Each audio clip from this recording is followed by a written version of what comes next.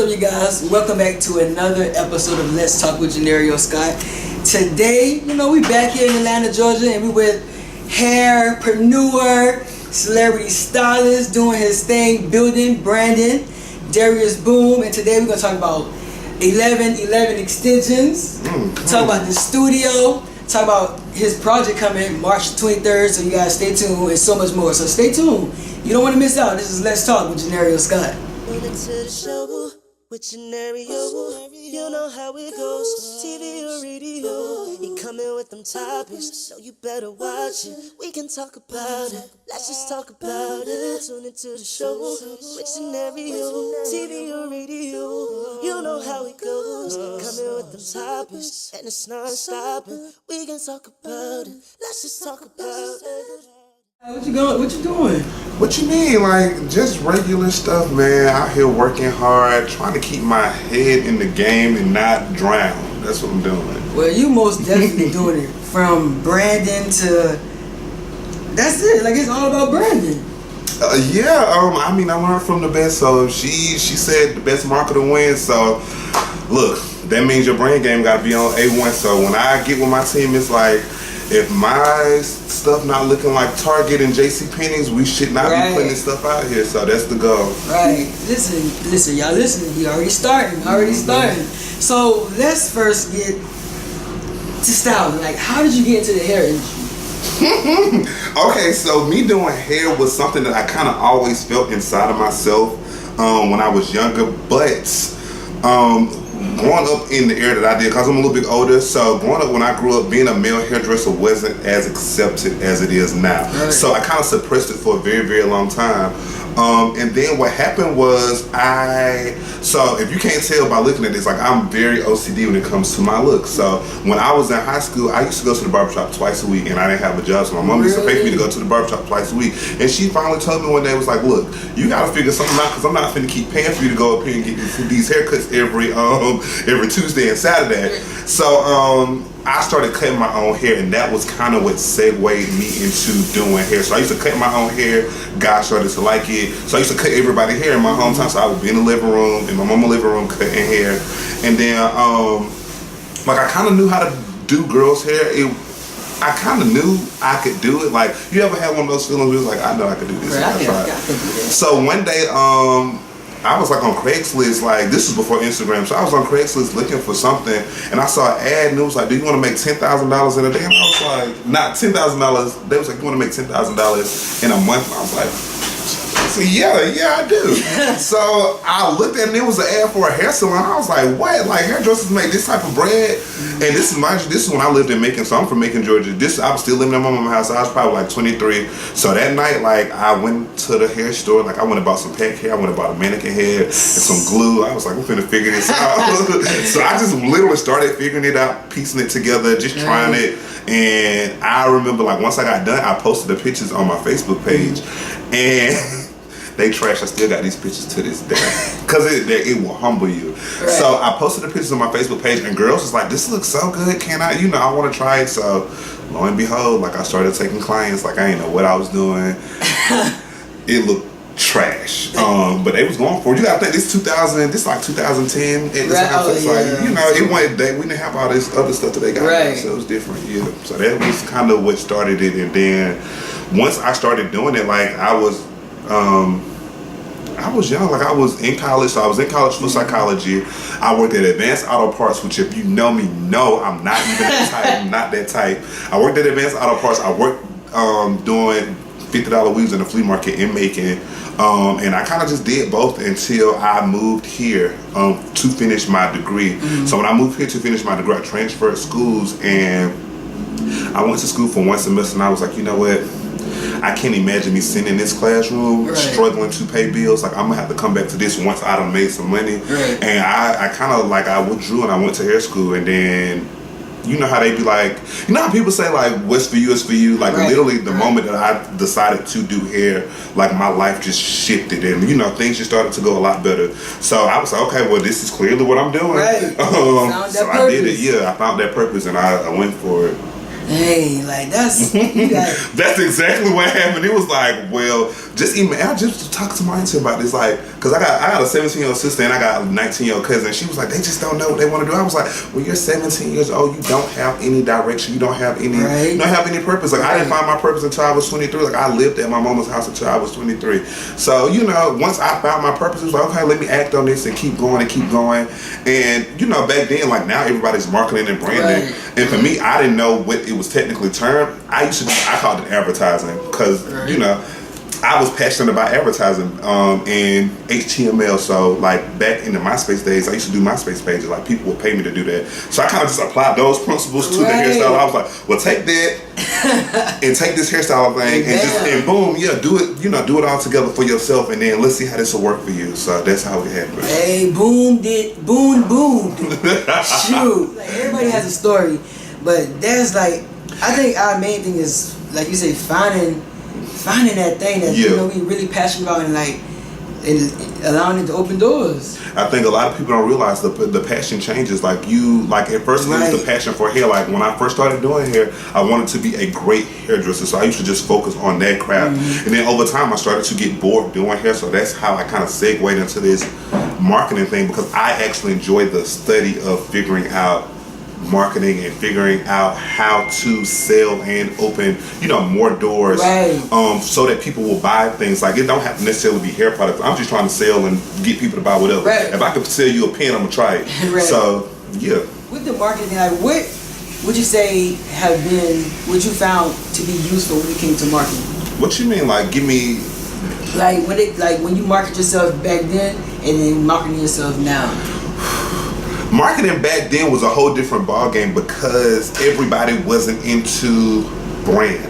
So back then it was more like individual people offered services, and then you had people who made their ads and advertising look really, really good. Now everybody knows about marketing and branding. Everybody knows about content. And now when you look at social media, you don't see back when Instagram first started, it was like, oh, look at their family, look at you know, these cute puppies. Everything now is an ad. Everything now is content. It's not just a timeline, it's content. So back then it was easier to be the best at what you did, because everybody wasn't trying to outmarket everybody else. So now like, because when I first started, there was no Instagram. I used to market on Craigslist, and my Craigslist ads, because I knew that HTML, like, I would design my Craigslist ads to look like a MySpace page almost. So they'd just be beautiful with links where you can click to book me directly, you know, those types of things.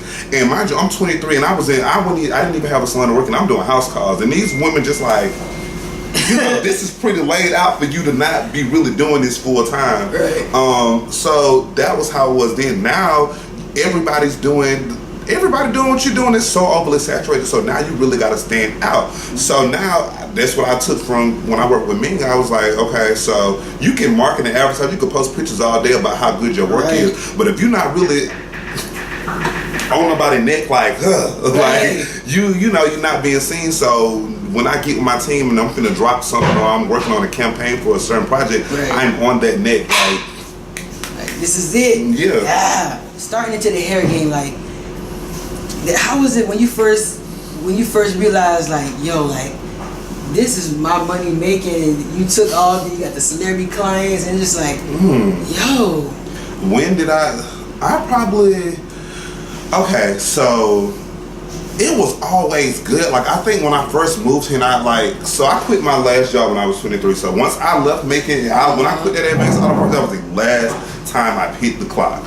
So at that point, it was like, okay, sink or swim. And pardon my French, I don't know how you blog this, but I was like, sink or swim. We're not a sink type of bitch, so you cannot sink. You gotta swim at all means necessary. So I just went hard at it. And I wanna say probably by the time, within that first year or so, I was like, okay, once you break down how much the cost of the sewing is versus how much your cost of living is, it's like, okay, this is how many clients I need to take to be able to survive. And, you know, that was the goal. So at that point, it was good. I was okay, I'm surviving. Like, I'm out here, I'm making it happen.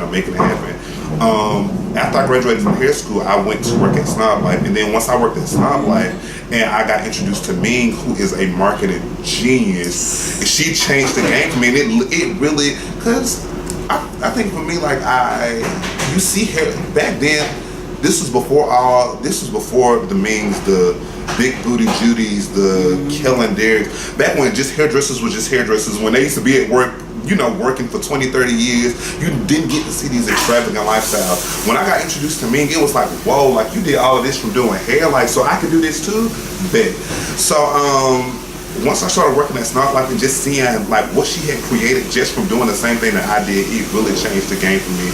It like lit a fire underneath me and just changed my work ethic altogether. Like I worked hard already, but once I got to that shop, and I'm in a shop with 4 other girls and I'm the only boy, I was like, I'm not gonna get outworked while I'm here. So that kind of just changed the game. And then it went from, you know, by that time I was probably like 25 when I worked there. Then it was okay. Then I started setting different financial goals. I was like, okay, I want to make 6 figures while I'm here. So being 25 years old and, you know, making 6 figures, being a commission stylist, so that means still giving away 50 to 40% of my money and still being able to come over the 6-figure line. Like I was 25, 26. Granted, I wasn't able to do everything that I wanted to do, but I could move how I wanted to move. And that was when the game really changed for me. It was like I could buy these $1,200 sneakers if I want to. I could fly here if I want to. I could do this if I want to. Cool, I'm gonna keep doing this. Like this works for me. Right. Hey, and then from there, that's when he got the celebrity stylist, like when you became a celebrity stylist? Like I really don't even call myself a celebrity stylist because, and I tell people this all the time, celebrities do you justice when you're branding. So to get you a larger audience, they will get you a larger audience. But for me, that was never my MO. Like I've always targeted regular girls because at the end of the day, you got celebrities who make up 10% versus 90% of regular girls. So give me them regular girls every day who gonna come see me all the time, who not gonna jump the wave. So I've never like really been down for that celebrity stylist thing. Like I've always been a regular girl hairdresser. That's cool with me. I'm down for that.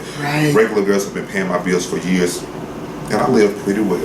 Listen, he said, and if you catch people while they're on the grind, on the come up, when they really get there, they're more inclined to deal with you again. So like, once I get to where I'm going, I'm like, hey, you know, Robin, we did this interview. Let's link up again. Let's talk about what happened since then to now. So talk about that. Like when it comes to your clientele, what do you want your clientele to get from Darius? They get so much. Like if you ever catch me on live. Like did you see? Right, like if you ever catch my lives, like we have real life conversations. This is not the type of salon that you go come in for, you know, gossip or to make yourself feel like you above anybody else. That's not this type of salon. Like we come in here, we talk about real world issues. We talk about current events. We talk about this is a black salon, so we talk about the struggles of being black men and black women. So my clients always come in and what I really appreciate about my clients is that they pour into me, and therefore I'm able to pour into my audience because they teach me so much. My clients, most of my clients, I'm gonna say about 90% of my clients are older than me. Like, so they like my mom age. These are like 40-year-old women who come in and they teach me the game. That's how I know what I know. So you know, they come in and they pour into me, and so I'm able to pour into everybody else. And you know, it might be some other people who come in and, you know, we're just able to rub, you know, just bounce ideas off of each other. It's just a different type of connection. Like it's really a family. Like my clients, they know each other. Like, so when they come in here, like they actually have days where certain girls like to come days with other girls. So it's like, oh, you know, such and such gonna be here today. Make sure you schedule my appointment that day because that's my partner. Like I'm gonna kick it with her this day. So it's just like a family environment. It's very, very loving. It's never no smoking. It's like it's just a good time because I'm still there all the time. So they be in here cracking up at me. Really? Yeah. Dang, just shenanigans all the time. Listen, because especially those lives, I just be like, you know what, I can't do it. I'm really learning to do more and more lives. Like I said, I like marketing and branding, so I study people who are dominating the audiences. So I was like, dang, you gotta, and I just really started doing live because I was like, I'm old, like that ain't really my swag. I ain't trying to do all that. Like that's too much. Like, I'm not gonna be talking to this camera and this phone. But I started to see the people who are very, very popular and who dominate audiences are the people that get on live. And I'm like, okay, I understand now because you get to see a different side of somebody when they're filming live versus me filming myself for a 1-minute clip. You know, you really get to see people for who they are during the live. And I was like, my personality is a selling point for me, so I need to start doing this so people can really like, you know, mess with me as an individual versus seeing all this strategic content that I'm posting all the time. So the lives just get on live. Listen, cause you, what I've seen that you've been doing is really also just being transparent. You have to be. You have to be. You know, you talk about like, you know, not only with your clients, but when you just writing and something come to your mind that you feel like, you know, other people. I'm like, who this a word? Like, let me let them know. Let me let them know. Yeah. But, and you also, I see you adding the marketing into like giving them like those business tips, like. Cause I wish somebody was to give it to me. Like you, they say the game it can't be told, it gotta be sold. I understand that. That's very, very true. But like, I'm thinking about culture. Right. So it's like, I feel like, I can't even say that. We just gotta pour into each other a little bit more. Like we can't. We always trying to swindle and sell the plug and give you this and I'm gonna sell you this, I'm gonna see like pour into these kids, because this is the next generation. Like I'm 31 years old. I see all these young fire hairdressers coming up. I just told my friend the other day, they can have it. Like y'all can have it. Like this is not what I want to do for. Like if they want to come in, if I can pour into a young hairdresser, let me do that, because I wish that somebody was giving me the game, and I wish I didn't have to learn and make so many mistakes. So if I can help you avoid some of the mistakes that I made, hey, you got it. I will give it to you. Hey, so your branding took shift, and now from the studio to 1111 extensions. I'm like, you know what? What's next? What's next? What's next? I don't know. So let's get on 1111. How the way that the name that really touched, like when why? Because lately I've been seeing a lot of 1111. That's exactly. Do you know that's why I literally see that time every single day. Like if I go through my screenshots, I screenshot it every single day for proof. It's just like I have been seeing that number for years since I was on Franklin Road in Marietta. Like I remember seeing those numbers, and I never knew what it meant until I looked it up, and it was like. It was something about like just something about like the angelic. The angels and like things that like you're basically going in the right direction for where you need to be. So every time I see the number, it makes me realize that I'm doing what I'm supposed to do. And when I don't see it for long periods of time, I really have to shift what I'm doing. So that's where the name come from. Like I had struggled with the name of my hair company for such a long time. I didn't know what I wanted to name it. And I was like, I don't want to put my name in it because that's so normal. Like I don't want to put my name in this. I don't want to call it Darius Boone Collection. I didn't want to call it that. And I was like 1111. Like it's such a clean, sleek number. I love it, and it got a meaning. Like for me, it has a meaning. So I rock with it, and it works. So. And it sounds like you got the class too. It's class. Exactly. So, class. So like, what do you want your buyers to get? Like the difference between 1111 hair and all these other ones. The difference between 1111 hair and everybody else's hair is the fact that it is for every type of girl. I feel like so many people market to a certain type. Right. I'm gonna say it. I feel like everybody markets towards bad bitches, and all women not bad bitches. Like you have regular women, you have moms, like you have grandmoms who wear extensions. So 1111, and that's the campaign 1111 for all. It is for every type of girl. It is for girls who have a lot of money, who can afford to buy bundles and lace wigs every week, and it's for girls who can only buy at certain times a year when they coins is right. So it's just hair. It's good, great quality hair for all girls. Like it's for everybody. Like I don't discriminate. It's for everybody. It's affordable. It's affordable, good hair for everybody. Right. So where do you see 1111 extensions going? Definitely having an 1111 store, and I have been like battling myself for the longest. Like, do I want to make like 1111 just like a wig boutique? Because we're in right now in the hair game. Like these wigs are really, really dominating. Like in the past year, my clientele has shifted from mainly sew-ins to it being like 90% wigs to so I have definitely thought about just making it like wigs only, but I don't want to miss out on any coins from anybody who still want to stick with the sew-ins. Right. But just basically being a main hair brand, I want it to be like the Target, or I like Target better. I want it to be like the Target of hair extensions. Like I want it to be, when you think of hair extensions and great quality extensions, I want you to think about 1111. A lot of people sell hair and that's cool, like, but I just want my brand to be so solid that you can't deny it. Like I look at Ming, like Ming don't have to do no work for Snob Like hair. Like it's done, like it's solid, and I want mine to be the same way. So yeah. And with these wigs, like you most definitely killing the game. Like Wigs are my thing. Like I started doing wigs when I was really, really young. Before I even knew what I was really doing, I used to be the first hairstyles that I did when I went about the mannequins was wigs. Real. I ain't know, but they was wigs, and I didn't know. If I would have known what I know now, I would have just really jumped on wigs and made them my thing, from the beginning, and just, stuck to that. Like you learn your niche, and if you just live, you learn, but you learn your niche early and you run with it. So I should have just ran with wigs from the beginning, instead of trying to do everything else. But you live, you learn. If you learn, but it's up from there. Yeah. So March the 23rd. This event that's Lace Lockdown Money Market the Gram. Money Market the Gram. If you ever heard of the book Money, what is it called? Money Market the Game. I made it Money Market the Gram. Just because you have to, if you have a business right now and you are not into social media, or you feel like your business can survive without having an online presence, so you're gonna go out of business. Like, I'm gonna just be honest with you.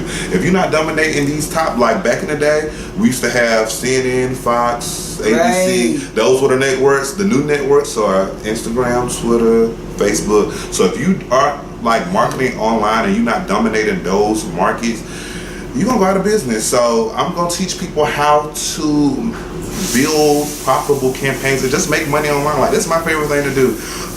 My clients get on to me all the time because I only work 3 days a week now. Say like, you just don't want to work no more. Like, I make more money at home in my office, versus me coming into the salon. So March 23rd, I'm going to be having a class where I'm teaching you girls how I literally made I was on vacation in Colorado on a ski trip with my best friend.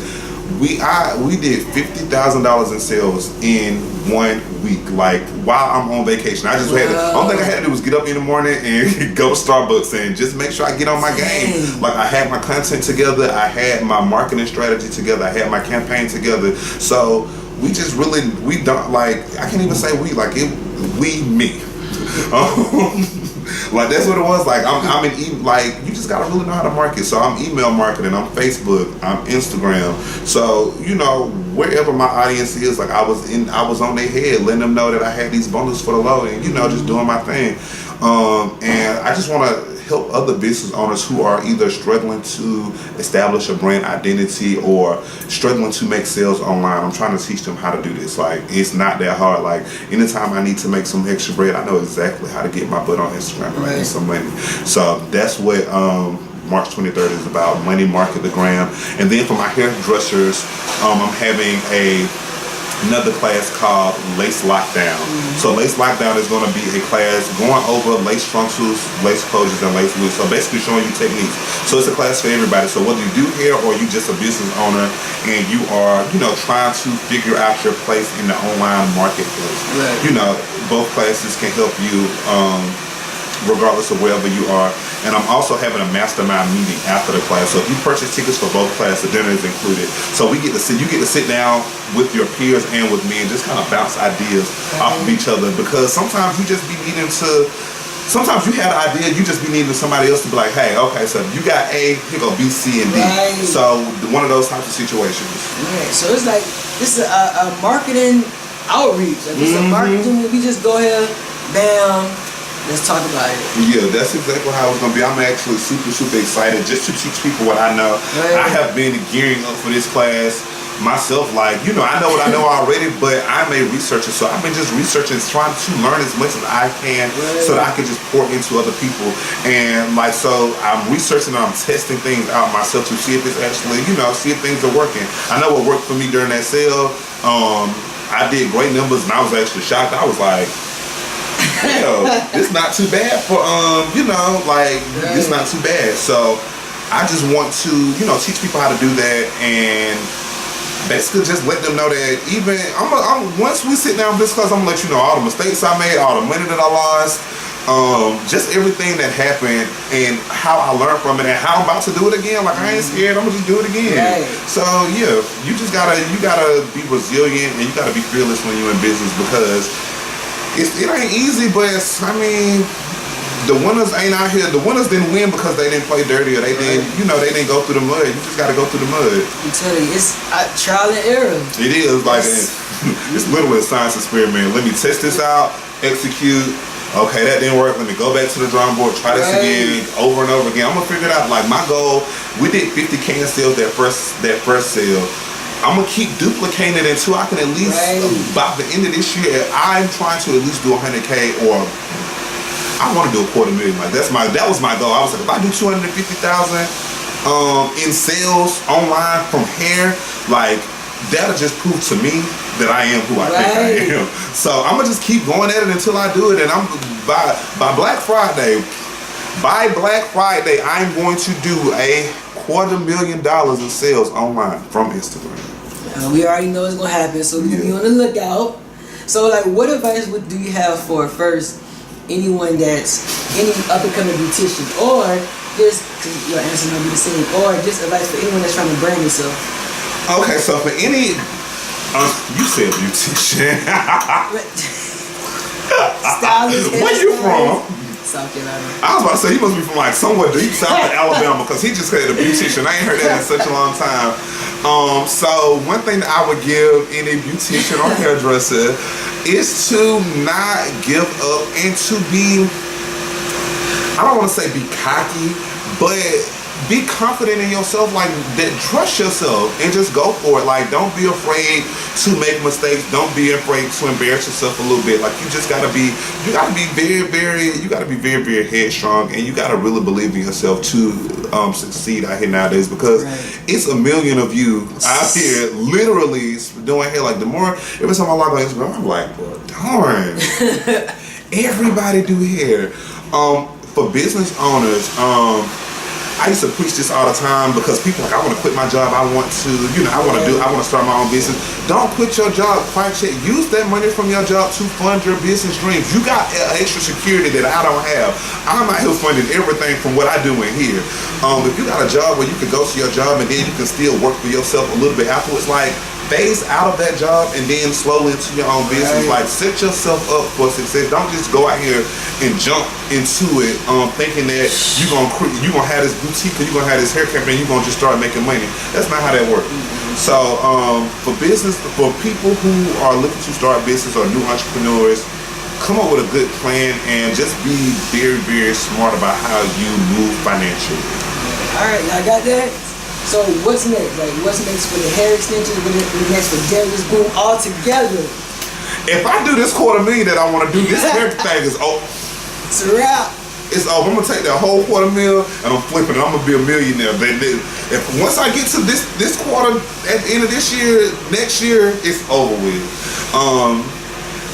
I just like, for me, I just like making money, so I just want to try so many different things. Like, I want to get into real estate investments, because I realize that to be wealthy, you gotta own the land. So I'm down for that. Like, I'm trying to do that. My next business venture, like, once I really brand myself the way that I want to brand myself, my next business venture is going to be helping other people, brand how they want to brand. So, like, I want to have a social media marketing agency. So basically, I want to have a company that helps people build their online presence and, basically do your marketing for you. So you come in, you hire one of my agents or hire me, and we're gonna take care of your email marketing. We're gonna take care of your Facebook marketing, your Instagram, your Google AdWords, like all that type of stuff. We're gonna handle that for you. So that's what I want to get into next year. So I'm really getting it in the mud now this year, so that next year I can do a complete pivot in career and focus strictly on that. So this year, like, if you saw my commercial for Money Market the Gram, like, you thought that was cute, just wait. Like, I'm really spending my money this year, just making sure that my visuals and my graphics are great, because I just see the power there. Like, it's a different ball game. Like, anybody can get in here and do some cute stuff with some hair, and I want everything to be next level, just top quality. If it ain't top quality, I don't want it. Right, so that video was hot. And that was so like spur of the moment. But like, between me and my team, like my marketing team, can't touch.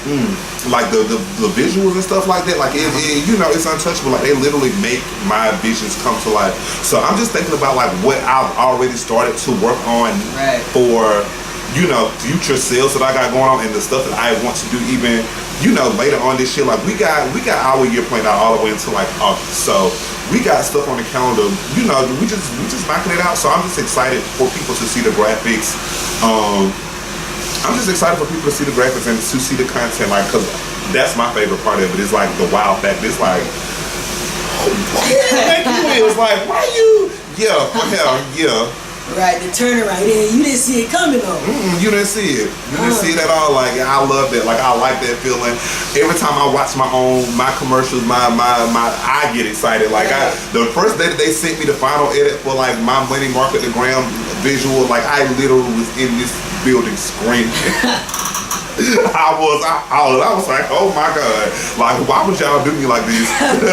I was not expecting for it to look that good, but it, you know, I'm just excited to give people great visuals. That's what I want to do. Like, I want to be in advertising. I want to create beautiful advertising and marketing content for myself and for other businesses. Well, y'all stay tuned, because listen, you want these businesses and all this ad, listen, he's gonna be the guy. He's gonna be the guy. Listen, you trying to market yourself, make sure you come March 23rd. Is there anything else you want to say? No, just follow me on Instagram, Darius_Boone. Follow me on Facebook, same name, and just be on the lookout. Like, if you follow me, I'm constantly dropping gems. Look at my live. It's just pure entertainment. It's entertainment, you guys. It's entertainment and learning at the same time, so it ain't just fun. Right. So yeah. Just follow me and make sure that you come to Money Market the Gram on March the 23rd here in Atlanta, and also Lace Lockdown. So whether you're a hairdresser or you just trying to get the business side of it, you know, I got something for everybody. Hey, so you gotta stay tuned. Make sure you connect with them. We are out. All right, bye y'all.